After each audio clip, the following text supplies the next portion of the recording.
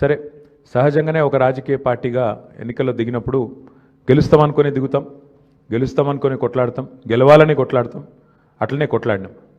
గత 2 ఏళ్లుగా BRS party ప్రధాన ప్రతిపక్ష పార్టీగా తన పాత్రను అద్భుతంగా పోషించింది.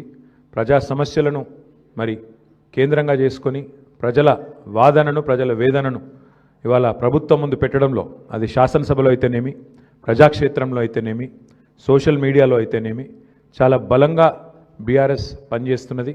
మా పని ఇట్లాగే భవిష్యత్తులో కూడా కొనసాగుతూనే ఉంటుంది. ఎందుకంటే ఈ ఉప ఎన్నికల్లో కూడా మేము నిజాయితీగా కొట్లాడినాం.